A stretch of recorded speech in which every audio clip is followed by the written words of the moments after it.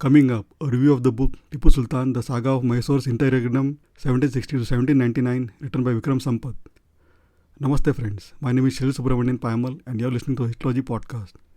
Before I proceed, a full disclosure. This book was bought with my own money and not been provided to me by the author or publisher. Little bit about the author. Dr. Vikram Sampath is a historian based in Bangalore. He is the author of 10 acclaimed books including Splendors of Royal Mysore, The Untold Story of the Wadayars, Voice of the Veena, S. Balachandar, Women of the Records, and Indian Classical Music and the Gramophone 1900 to 1930. His two-volume biography of V.D. Savarkar Echoes from a Forgotten Past, 1881 to 1924, and Savarkar, A Contested Legacy, 1924 to 1966, Bravehearts of Bharat, Vignettes from Indian History, and Waiting for Shiva, Unearthing the Truth of Kashi's Gyanvapi have all gone on to become national bestsellers. In 2021, Vikram was elected a Fellow of the prestigious Royal Historical Society. He was awarded the Sahitya Academy's first Yuva Puraskar in English Literature and the ARSC International Award for Excellence in Historical Research in New York for his book, My Name is Gauhar Jan, The Life and Times of a Musician. Vikram was among 4 writers and artists selected as writers in residence at the Rashtrapati Bhavan in 2015. He has a doctorate in History and Music from the University of Queensland, Australia, and was a Senior Research Fellow at Nehru Memorial Museum and Library, New Delhi. He was also a Fellow of the Aspen Global Leadership Network and Eisenhower Fellowships 2020 and a Visiting Fellow at the Wissenschaft Kolleg Zoo Berlin. Currently, he is an Adjunct Senior Fellow at Monash University, Australia. Vikram is the founder of the Archive of Indian Music and the Foundation for Indian Historical and Cultural Research. Let me read a brief description of the book. Quote, over 2 centuries have passed since his death on 4th May 1799, yet Tipu Sultan's contested legacy continues to perplex India and her contemporary politics. A fascinating and enigmatic figure in India's military past, he remains a modern historian's biggest puzzle as he simultaneously means different things to different people, depending on how one chooses to look at his life and its events. Tipu's ascent to power was accidental. His father Hyder Ali was a beneficiary of the benevolence of the Maharaja of Mysore. But in a series of fascinating events, the Machiavellian Hyder ran with the hare and hunted with the hounds. He ended up overthrowing his own benefactor and usurping the throne of Mysore from the Wadayars in 1761. In a war-scarred life, father and son led Mysore through 4 momentous battles against the British, termed the Anglo-Mysore Wars. The first 2, led by Hyder, brought the English East India Company to its knees. Chasing the enemy to the very gates of Madras, Hyder made the British sign such humiliating terms of treaties that sent shockwaves back in London. In the hubris of this success, Tipu obtained the kingdom on a platter, unlike his father, who worked up the ranks to achieve glory.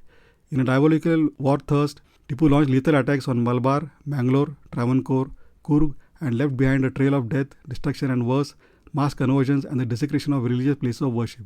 While he was an astute administrator and a brave soldier, the strategic tact with opponents and the diplomatic balance that Hyder had sought to maintain with the Hindu majority were both dangerously upset by Tipu's foolhardiness on matters of faith.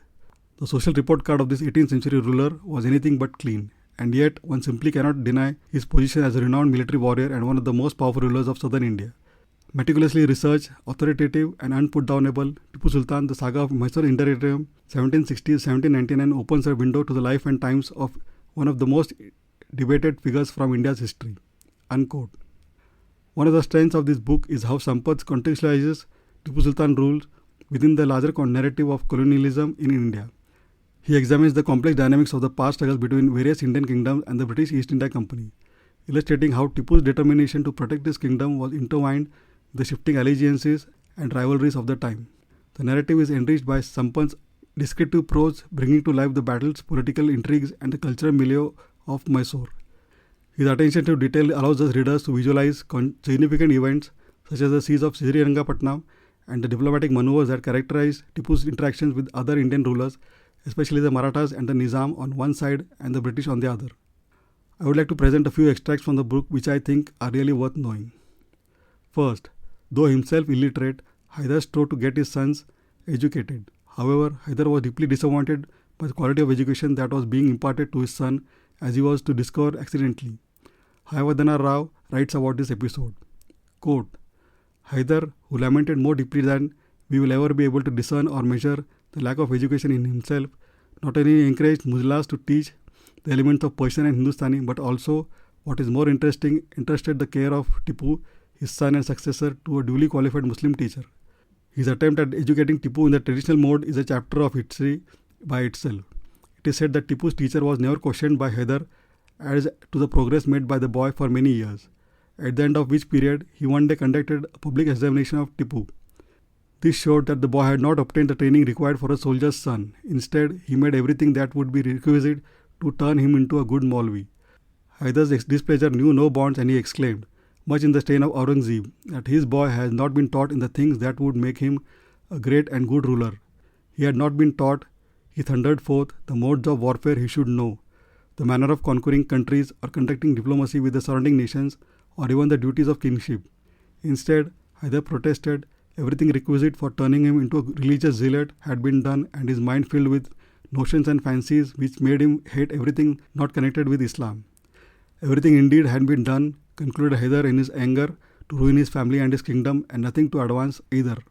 Unquote. Second, on 3rd May 1786, Tipu issued his famous proclamation or manifesto. The manifesto was like an article of faith of his Sarkar-e-Khudadad, its policy towards believers and infidels, and how each category needed to be treated. It seems like a manifesto both for war as well as peace times, including for Muslims living in kingdoms ruled by infidels. Declaring a holy war or jihad against the infidels, Tipu proclaimed at length, quoting verses generously from the Quran. This manifesto has been mentioned in detail, spread over almost 3 pages. Third, Tipu developed particular suspicion for the Hindus, especially the Brahmins, as Kirmani records. Quote, as the Sultan had a great aversion to Brahmins, Hindus and other tribes, he did not consider any but the people of Islam his friends, and therefore on all accounts his chief object was to promote and provide for them. He accordingly selected a number of Muslims who could scarcely read and write and appointed them Mirzas of the treasury departments and placed one over each of the other accountants to the end that the accounts might be submitted by them to him in the Persian language. And in the extent of his dominions, in every pargana by his orders were placed an asaf, and in the towns yielding a revenue of 5,000 pagodas, 1 amil, 1 seristadar, 1 amin and 1 mujumdar, all Muslims. Unquote.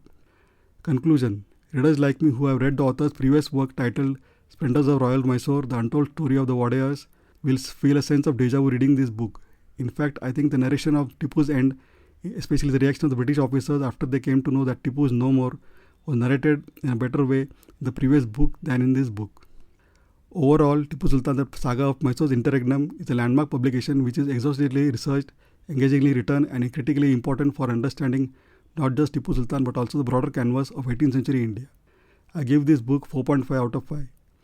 The book is currently available in hardcover and Kindle formats, and it is yet to be made available in paperback and audible formats. I have given the respective buy links in the show notes. Please check them out for the latest prices. Last but not the least, thank you for spending a valuable time listening to this book review. Really grateful. Please don't forget to subscribe to the Histology podcast on your favorite podcasting app, and also feel free to leave a review. Also, please check histology.com for all previous episodes. Thanks and looking forward to hearing from you. Take care and bye.